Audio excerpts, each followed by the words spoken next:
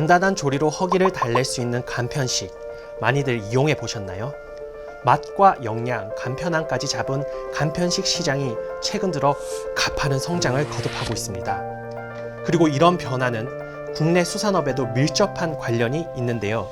일코노미 시대, 가정 간편식 시장 확대에 따른 수산 부분 대응 전략 연구는 수산식품 산업의 동향과 실태를 진단하고 수산 부분의 성장을 위한 종합적인 대응 전략은 무엇인지 소개합니다. 소비자의 선택이 곧 경쟁력인 시대에 소비의 트렌드가 변화하고 있습니다. 식품의 소비량과 소비 트렌드 변화 추정에 있어 가장 크게 고려되어야 할 부분이 바로 인구 구조라 할 수 있는데요. 특히 최근 들어 주목해야 할 변화는 바로 1인 가구의 증가입니다. 최근에는 1인 경제 활동을 의미하는 이른바 일코노미라는 용어가 등장했고 소비 구조에도 주목할 만한 변화가 나타났습니다. 식품 시장에서는 대표적인 것이 바로 가정 간편식의 인기입니다. 영어로는 Home Meal Replacement로도 언급되고 있는데요. 2020년 한 해 동안 5조 5,710억 원의 간편식이 판매된 것으로 추산됩니다. 그리고 이러한 성장세는 앞으로도 지속될 전망입니다. 가까운 일본의 경우 우리보다 좀 더 일찍 간편식 시장이 성장했습니다. 일본의 편의점만 해도 수십 가지의 도시락이 판매되고 있는데요. 2018년을 기준으로 일본 가정 간편식 판매액은 10조엔 규모로 우리 돈 100조 원에 달하는 엄청난 금액입니다. 특히 장어나 연어, 새우튀김과 같은 수산물을 많이 활용하고 있고 고령화 등 인구 구조 변화에 따라 어르신들을 위한 고령 친화 식품도 빠르게 성장하고 있습니다. 그렇다면 우리나라 시장의 변화는 어떨까요? 온라인을 활용한 유통 플랫폼이 발전했고 새벽 배송, 총알 배송을 통해 집에서도 얼마든지 신선한 식재료를 맛볼 수 있죠. 그리고 전자레인지에 살짝 돌리거나 간단한 조리만으로도 근사한 요리가 되는 밀키트 제품들도 쏟아지고 있습니다.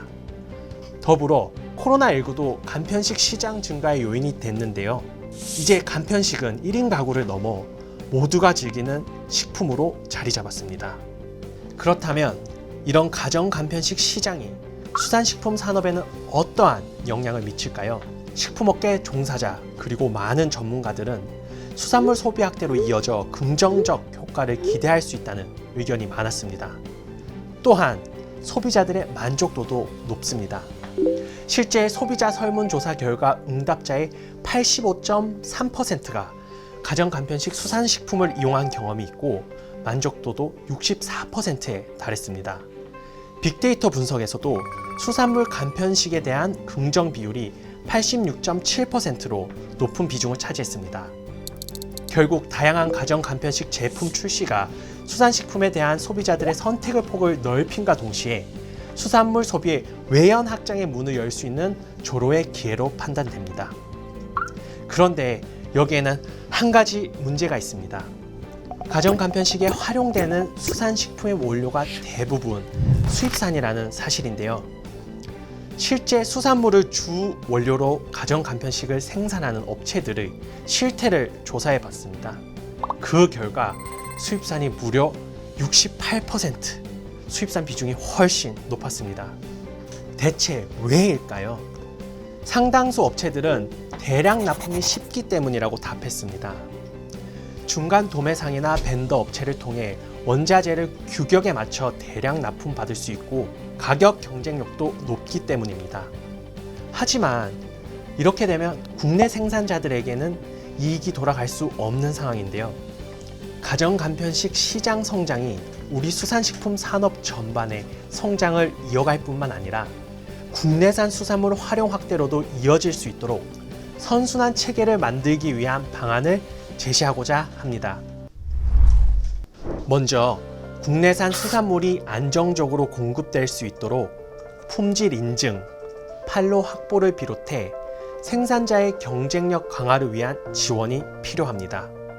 지역 수산물을 활용한 제품 기획과 판매 지원, 대형 제조업체와 생산자 간의 상생 협력 체계를 구축해 국내산 수산물이 가정 간편식 형태로 제품화될 수 있는 활로를 마련해야 합니다. 둘째, 소비층 확대를 위해서는 맛과 품질, 안전성의 개선과 더불어 수산물에 대한 인식 개선 노력이 필요합니다. 흔히 수산물은 부패하기 쉽다, 비린내가 난다고 생각하시는 분들이 여전히 많은데요.